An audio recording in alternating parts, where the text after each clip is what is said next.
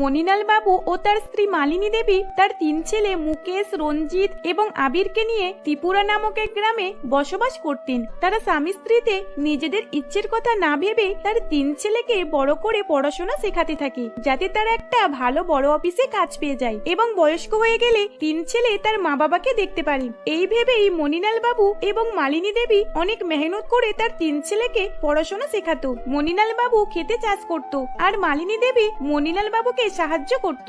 এইরকম ভাবেই তারা অনেক কিছু শাকসবজি চাষ করত আর সেগুলোকে বাজারে বিক্রি করে আসতো। তারা 3 ভাই তার মা বাবাকে এত মেহনত করতে দেখে তারাও পড়াশোনার দিকে খুব ভালো করে মন দেয় এবং তারাও ভেবে নেয় যে মা বাবার স্বপ্ন পূরণ করতে হবে।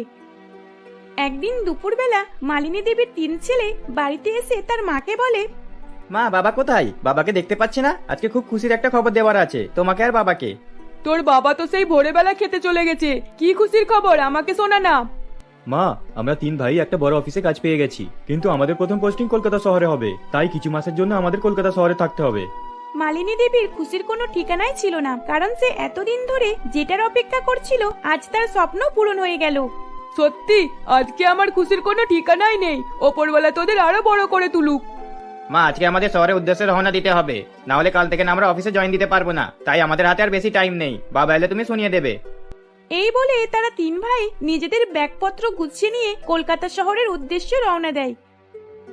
শহরে আসার কিছুদিন পর মুকেশ, রঞ্জিত এবং আবিরের সঙ্গে আলাপ হয় মল্লিকা, নন্দিনী এবং নয়নার সাথে। তাদেরকে দেখেই তারা 3 ভাই পছন্দ করে ফেলে। আস্তে আস্তে যতদিন যায় তাদের মধ্যেও অনেক গভীর সম্পর্ক তৈরি হয়ে যায়। এই রকম ভাবেই বেশ কিছুদিন অতিবাহিত হয়ে যায়। তারা 3 ভাই এই মল্লিকা, নন্দিনী এবং নয়নাকে বিয়ে করে তাদের সঙ্গে গ্রামে নিয়ে আসে তার মা বাবার কাছে। বাড়িতে এসে মুকেশ বলে, মা, বাবা দেখো আমরা 3 ভাই কাদের নিয়ে এসেছি। মা, এরা 3 জন হলো তোমার বৌমা। বাহ, আমার বৌমারা তো লাখে একটা। সত্যি আমার 3 ছেলের পছন্দ খুব ভালো। আয় বাবা, তোরা ভিতরে আয়। মা, বাবা, আমরা তোমাদের না জানিয়ে না বলিয়ে বিয়ে করে নিলাম। তোমরা দুজনে আমাদের উপরে রেগে যাওনি তো? দেখ বাবা, রেগে যাবার কি আছে? তোদের খুশিতেই আমাদের খুশি। তোরা যদি এদের সঙ্গে শান্তিতে হাসি খুশিতে থাকিস তাহলে সেটা দেখেই আমি আর তোর বাবা দুইজনই খুব খুশি হব। এই বলে মালিনী দেবী তার 3 বৌমাকে বাড়ির ভিতরে নিয়ে আসে আর তার 3 বৌমার খুব যত্ন করতে থাকে। মুকেশ, রঞ্জিত এবং আবির বড় অফিসে কাজ পেয়ে যাবার পর তার বাবাকে আর কাজ করতে দেয়নি। সেদিন থেকেই মনিলাল বাবু বাড়িতে শুয়ে বসে দিন কাটাতো। পরের দিন সকালে মালিনী দেবীর 3 বৌমা মালিনী দেবীকে বলে, OMG, এখানে কত গরম, একটা এসিও নেই আর বাড়িটা দেখো যেন ভেঙে পড়ে যাচ্ছে। হ্যাঁ সেটাই তো, খুব গরম হচ্ছে। এখানে যে কি করে এরা থাকে কি জানি। মা, বাবা, আপনারা এত ছোটখাটো বাড়িতে কি করে থাকেন? দেখো বৌমারা, আমি তোমাদের কথা বুঝতে পারছি। আমি বুঝতে পারছি তোমাদের খুব গরম হচ্ছে, কিন্তু কি করব বলো? 3 ছেলের ভালো ভবিষ্যৎ করার জন্য সব টাকা পয়সা ওদের পিছনেই খরচ করেছি, তাই আর সুন্দর ঘরবাড়ি তৈরি করতে পারিনি। এখন ওরা রোজগার করবে, তারপর ঘরবাড়ি বানাবে। মালিনী দেবীর মুখে এইরকম কথা শুনে নয়না বলে, উফ মা, এসব লেকচার দেওয়া বন্ধ করুন। দেখুন আজকালকার যুগে এসব লেকচার চলে না, এখন শুধু সকলে টাকা পয়সাটাই চেনে। এই বলে তারা 3 বৌমা সেখান থেকে চলে যায়। মালিনী দেবী এবং মনিলাল বাবু 3 বৌমার কথাবার্তা শুনে একটু অবাক হয়। তারা তাদের পয়সার গরম দেখাচ্ছিল। একদিন মুকেশ, রঞ্জিত এবং আবির কাজে চলে যাবার পর মল্লিকা তার শ্বশুর মশাইকে বলে, বাবা এই নিন পয়সা, আর ভালো ভালো একদম ফ্রেশ টাটকা সবজি কিনে আনবেন বাজার থেকে। যান, এক্ষুনি যান। বড় বৌমা, তোমার বাবার হাঁটুতে খুব ব্যথা, চলাফেরা করতে কষ্ট হচ্ছে। দাও পয়সাটা আমাকে দাও, আমি নিয়ে আসছি। মা, আপনি যদি চান তাহলে রান্না বান্না কে করবে? তোমরা 3 জনে রয়েছো, 3 জনের মধ্যে কেউ একজন রান্না করে নেবে। কি, আমরা রান্না করব? আমি রান্না করতে পারবো না। আমরা 3 জনে কেউই রান্না করতে পারবো না। এইসব রান্নাঘরের কাজ আপনি দেখুন, আমরা তো শুধু খেতে পারি। এই বলেই মল্লিকা, নন্দিনী এবং নয়না জোরে জোরে হাসতে থাকে। এই দেখে তার শ্বশুর মশাই মনিলাল বাবু একটু রেগে গিয়ে বলে, তাহলে তোমরা পারোটা কি? আমরা কিটিপাটি করতে পারি, ক্লাবে গিয়ে নাগিন ডান্স করতে পারি, তাস খেলতে পারি আর শপিং এ গিয়ে অনেক নোট খরচ করতে পারি। বৌমা, তোমরা এত নিচে নেমে যেতে পারো আমরা তো ভাবতেই পারিনি। আমরা ভেবেছিলাম আমার 3 বৌমা সত্যিই খুব ভালো, কিন্তু তোমরা আজ তোমাদের আসল পরিচয় দেখিয়ে দিলে। মালিনী দেবীর মুখে এইরকম কথা শুনে মল্লিকা মালিনী দেবীর গলা টিপে ধরে। তখন মালিনী দেবী জোরে জোরে চিৎকার করতে থাকে আর ছটপট করতে থাকে। সেই দেখে মণিলাল বাবু হাত জোর করে তার তিন বৌমার কাছে বলতে থাকে, ছেড়ে দাও বলছি, তোমার শাশুড়ি মা মরে যাবে, ছেড়ে দাও। ছেড়ে তো দেবো, কিন্তু আর একটা কথা ভালো করে কান খুলে শুনে রাখুন। এইসব কথা আপনার তিন ছেলের কানে একদম না ওঠে। যদি উঠেছে তাহলে এর থেকেও খারাপ হবে। যান, এবার আমাদের জন্য খাবারটা বানিয়ে নিয়ে আসুন।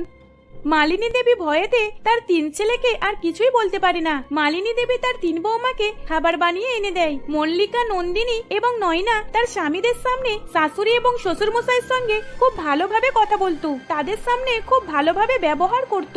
কিন্তু তারা চলে যাবার পর তাদের পিছনে মালিনী দেবী এবং মণিলাল বাবুর অবস্থা খুবই খারাপ করে দিত। একদিন মালিনী দেবী রান্না করে খাবার বেড়ে তার তিন বৌমাকে খাবার খেতে ডাকে। তিনজনেই একবার করে খাবার খায়। খাবার খাবার পর মল্লিকা বলে, এ মা, ছি, আজকে একই রকম খাবার বানিয়েছেন আপনি। আপনি কি চোখ বন্ধ করে খাবার বানিয়েছেন? আমার তো মনে হয় ইচ্ছে করেই খাবার বানিয়েছে, যাতে আমরা না খেতে পারি। এই বলে নয়না খাবারটাকে নিয়ে মালিনী দেবীর মুখে ছুঁড়ে মারে। এইসব অত্যাচার দেখে মালিনী দেবী এবং মণিলাল বাবুর কিছুই করার ছিল না। তারা শুধু সবসময় কান্নাকাটি করত। এই রকম ভাবে আরো কিছুদিন কেটে যায়। একদিন মালিনী দেবী মণিলাল বাবুর জন্য রুমেতে খাবার নিয়ে যাচ্ছিল। তখন মল্লিকা তাকে বলে, দাঁড়ান, এত সব খাবার কোথায় নিয়ে যাচ্ছেন আপনি? কার জন্য নিয়ে যাচ্ছেন? বৌমা, তোমার বাবার হাঁটুর ব্যথার কারণে উঠে আসতে পারছে না, তাই আমি ওনার জন্য রুমেতে খাবার নিয়ে যাচ্ছি, আর আমি ওনার সঙ্গে রুমেতেই খাবার খেয়ে নেব। তা বলে এত খাবার নিয়ে যেতে হবে? দিন, আমাকে প্লেটটা দিন। এই বলে মল্লিকা তার শাশুড়ি মায়ের হাত থেকে প্লেটটা কেড়ে নেয়। তারপর তাতে খুব কম খাবার দেয়, 2টো রুটি আর একটুখানি তরকারি। এই নিন, ধরুন, এইবারে নিয়ে যান। এইবার মনে হচ্ছে গরিব ভিখারিদের খাবার। এইসব দেখে মালিনী দেবী খুব কষ্ট পায়। সে খুব কাঁদতে থাকে। কাঁদতে সে মণিলাল বাবুর কাছে চলে আসে আর ওই 2টো রুটি ভাগ করে দুইজন মিলে খায়। একদিন মুকেশ, রঞ্জিত এবং আবির কাজে চলে যাবার পর মালিনী দেবী ঘর পরিষ্কার করতে থাকে এবং মণিলাল বাবু থালা বাসন পরিষ্কার করছিল। কিছুক্ষণ পর তারা তিন ভাই হাফ রাস্তা থেকে বাড়ি ফিরে আসে, কারণ তারা তাদের অফিসের একটা ইম্পর্টেন্ট ফাইল বাড়িতে ফেলে রেখে চলে গিয়েছিল। তাই সেটা নেবার জন্য বাড়িতেই ফিরে আসি। বাড়িতে ফিরে এসে দেখে যে তার মা বাবা বাড়ির কাজ করছে আর তার তিন বৌমা পায়ের উপরে পা তুলে বসে আছে। এইসব দেখে মুকেশ, রঞ্জিত এবং আবির খুব রেগে যায়। রেগে গিয়ে তারা তিনজনকে, মল্লিকা, নন্দিনী ও নয়নাকে এক চড় মারে। তোমাদের তিনজনের উপরে আমরা তিন ভাই কত বিশ্বাস করেছিলাম, আর তোমরা তিনজন তার পরিণতি এই দিলে। আমার মা বাবা কত কষ্ট করে আমাদেরকে মানুষ করেছে, পড়াশোনা শিখিয়েছে। আজ এই দিন দেখার জন্য তোমাদের সঙ্গে আমরা বিয়ে করেছিলাম।